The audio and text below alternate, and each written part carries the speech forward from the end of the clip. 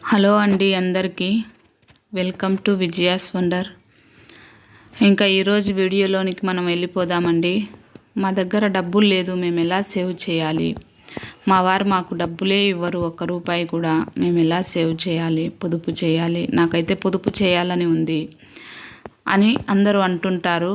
మనం పొదుపు చేయడానికి నేను ఏ ఉద్యోగానికి వెళ్ళని, మరి నేను ఎలా పొదుపు చేయాలి, నేను ఇంటి దగ్గరే ఉంటాను, మీరంటే ఏదో ఒకటి చేస్తుంటారు కాబట్టి మీ దగ్గర డబ్బులు ఉందిలేండి అని మనం బయట వాళ్ళతో చెప్తుంటాం. బయటికి ఎప్పుడైనా మనము ఇద్దరు ముగ్గురు ఆడవాళ్ళు కలిసి వెళ్ళినప్పుడు నాకు ప్రతిదానికి మా వారే డబ్బులు ఇస్తారు, నేను చీర పిన్ను దగ్గర నుంచి ప్రతిదానికి నేను మా వారిని అడిగే డబ్బులు ఇప్పించుకోవాలి అని చెప్తుంటాం కదా. అలా చెప్పే అవసరం మనకు లేకుండా మనకున్నటువంటి చిన్న జ్ఞానంతో మన భర్తను అడగకుండా మనము డబ్బులు అయితే సంపాదించండి. చిన్న చిన్న టిప్సేనండి, పెద్దవైతే ఏం కాదు. చిన్న చిన్న టిప్స్ ద్వారా 10, 50, 100, 200, 500 ఇలా మనము సేవ్ చేయొచ్చు. ఈ పద్ధతి ద్వారా మీరు మనీ సేవ్ చేసినారంటే నెలకు 1000 రూపాయల నుంచి 1500 వరకు మీరు మనీని అయితే ఇంట్లోనే కూర్చొని సేవ్ చేయొచ్చండి. ఎలా సేవ్ చేయాలా ఇంట్లోనే కూర్చొని, భర్తను అడగకుండా, ఉద్యోగం చేయకుండా అని మీకు అయితే ఆలోచన రావచ్చు. ఎలా అంటే మన నెలకు ఒకసారి ఇండ్లు క్లీన్ చేస్తుంటాం కదండి. నెలకు ఒకసారి కంపల్సరీగా ఇండ్లు క్లీన్ చేస్తుంటాం. ఇండ్లు క్లీన్ చేసేటప్పుడు మన ఇంట్లో పనికిరాని పాత సామాన్లు ఉంటాయి కదా, ఆ పాత సామాన్లన్నిటినీ మనం ఏం చేస్తాం, తీసేసి డస్ట్బిన్లో పడేస్తుంటాం. అలా కాకుండా ఆ పాత సామాన్లన్నిటినీ మనం ఒక చోట పెట్టాలి. ఎందుకంటే ఇంటికి దీపం ఇల్లాలేనండి. ఆ కుటుంబం బాగుండాలన్నా చెడిపోవాలన్నా ఆ కుటుంబానికి దీపం ఇల్లాలే.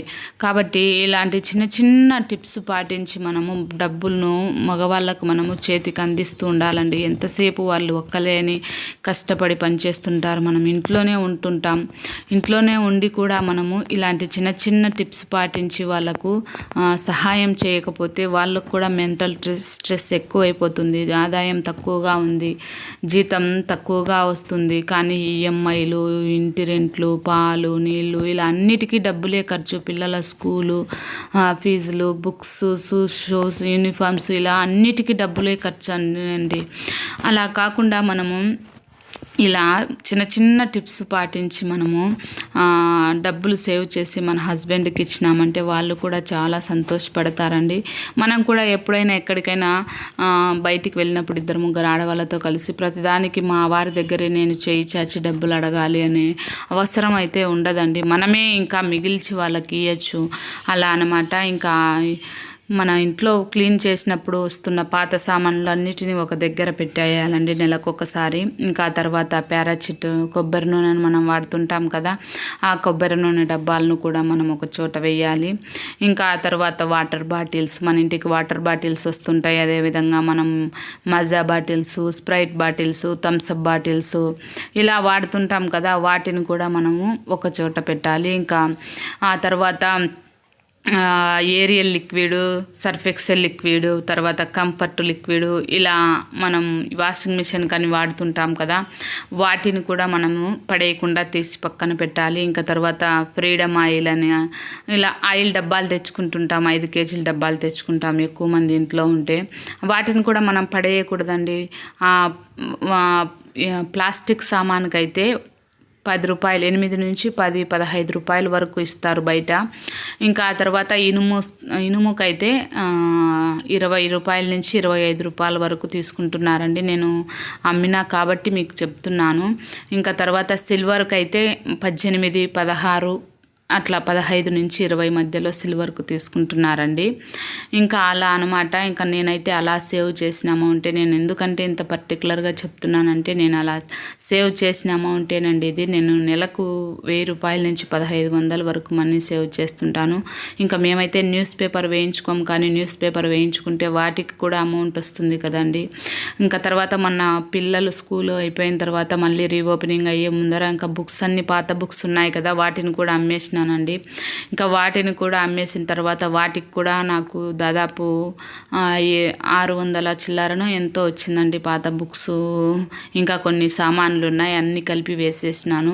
ఇంకా 600 చిల్లర అలా వచ్చేసింది. ఇంకా అలా అనమాట. వచ్చిన డబ్బునంతటిని మనము నెలకు 1000 రూపాయల దాకా అట్లా వస్తుందండి. 1000-1500 మనం ఎంత ఈజీగా లేదన్నా కానీ ఆ వచ్చిన డబ్బు అంతటిని మనము సేవ్ చేసి మన ఖర్చులకు కానీ సంవత్సరానికి నెలకు 1000 రూపాయలు వేసుకున్నా 12,000 అవుతుంది మనకు. రేపు పిల్లల బుక్స్కు ఉపయోగపడుతుందండి. సంవత్సరం రోజుల తర్వాత మనము దాన్ని అలానే పెట్టేసి సంవత్సరం రోజు దాన్ని తీసి పిల్లల బుక్స్ కొనిస్తే సరిపోతుంది. అది మనకు అయితే ఆ డబ్బు వేస్ట్ అయిన దాంట్లో నుంచి వచ్చిన డబ్బే కదండి. మనమైతే దాన్ని ఎటువంటి కష్టం చేసి మనమైతే సంపాదించలేదు కదా.